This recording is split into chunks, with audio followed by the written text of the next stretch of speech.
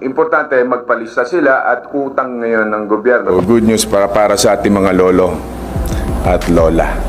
Have a blessed day mga kabayan! Welcome back po sa aking channel, IFW KSA. Good news pa ito mga kabayan sa mga lolo at lola natin na kung ang dating batas ay kailangan nyo pong maghintay na 100 years old bago po kayo makatanggap ng 100,000 pesos na cash gift. Ngayon po mga kabayan ay pinirma na ni President Bongbong Marcos ang isang batas na magbibigay ng 10k cash gift sa mas maagang edad mga kabayan na 80 to 85, 90 to 95 years old. What's up po mga kabayan ng mga nagbabagang balita nito?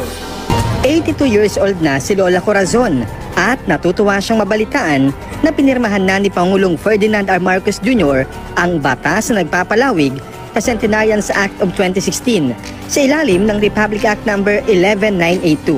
Ibig sabihin, kung dati ay makukuha ang 100,000 pesos sa mga lolo't lola na abot sa 100 taong gulang, ngayon, oras na may patupad na ang batas, papaaga na itong mapakikinabangan ng mga senior citizens simula 80 years old pataas. Pagdating ng 80 years old, makatatanggap na ng 10,000 pesos ang isang Pilipino, dagdag na 10,000 pagsapit ng 85, gayon din kapag 90 years old na at 95 na. Habang pag-abot ng 100 years old, kompleto niyang makukuha ang 100,000 pesos. Naku, napakaswerte ko naman. Ano po? Dahil mabibigyan ako ng pampabili ng mga pagkain. No? So ano po nakaramdaman nyo ngayon? Ay, masayang-masaya. Ang 77 years old namang si Lola Winifrida, bukod sa pagmamahal sa kanyang pamilya, gagawin aniya ang lahat ng pag-aalaga sa sarili para umabot sa 8 years old at sa mga susunod pang edad para sa benepisyo. Di mabuti, salamat. Dahil makakatanggap ng ganung galak eh. Siyempre kasi ito, may maintenance ako. Nag-iisa na lang ako sa bahay. Yung ganun. Nakakatulong ba yun? Nakakatulong na ako ito. Pang pagkain, gano'n. Sa talumpati ni Pangulong Marcos sa Malacanang kanina, sinabi niya na ang pagpapalawig ng Centenarians Act ay pagkilala sa mga nakatatandang Pilipino. Under the new law, Filipinos upon reaching the age of 80 shall receive a cash gift of 10,000 pesos in every 5 years thereafter, and upon reaching the age of 85, 90, and until 95. Aminado si Pangulong Marcos na hindi lang ang cash assistance na ito ang deserved matanggap ng mga senior citizens, kundi ang iba pang mga tulong ng gobyerno sa pangkalahatan. There were already close to 10 million seniors 2 years ago. And there are many of us here who have already crossed that Rubicon line. That's why we might be suspected of having passed this bill for ourselves in preparation for our dotage. But as this demographic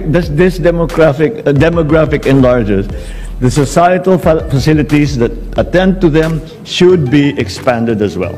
Bukod sa mga senior citizens, ikinatuwa rin ng mga senador ang paglagda ni Pangulong Marcos na nasabing batas. Ayon kay Senator Bong Revilla, tiyak na maraming mga lolo at lola natin ang makikinabang rito. Alam naman natin yung ating mga lola at lolo, sila yung kumbaga nag-aalaga sa ating mga nagtatrabaho ngayon, malaking utang na loob natin sa kanila. Pinuri rin ni Senator Sherwin Gatchalian ang paglawak ng saklaw ng Centenarians Act sapagkat mas makapagbibigay aniya ito ng pagkilala sa kontribusyon ng ating mga nakatatandang Pilipino. Sa paglilinaw po ng National Commission of Senior Citizen mga kabayan, mabibigyan lamang ng 10k cash gift sa mismong taon na pag tumapak ang senior citizen sa taong 80 to 85, 90 to 95 years old mga kabayan. Ibig sabihin, ngayong taong 2024 ay nasa edad na ng 81 to 84 years old.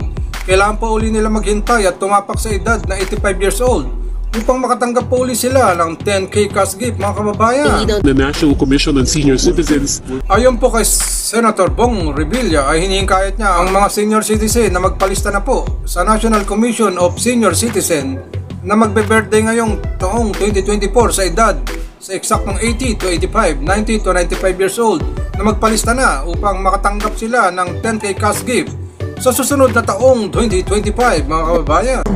Provinciano Party List Representative Alfred De Los Santos, ang Philippine Statistics Authority. na bilisan ang paglabas ng mga national ID, lalo na ng mga senior citizens para magamit nila sa pagpaparehistro sa benepisyong ito. Kaya naman mga kabayan, share nyo ang video nito para alam po ng inyong pamilya ang gagawin pag tumapak na ang inyong lola at lola sa edad na 80 years old.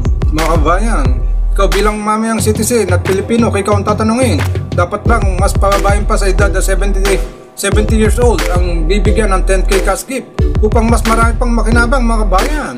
Comment lang po kayo sa inyong mga reaksyon sa video na ito mga kabayan. Sana po ibigay ang para sa mga senior citizen na cash gift na magpapalista sa taong 2024 at 2025 mga kabayan. Maraming salamat sa inyong panonood mga kabayan. Sana po nakakuha pa tayo ng magandang impormasyon sa mga balitang ito. To God be the glory.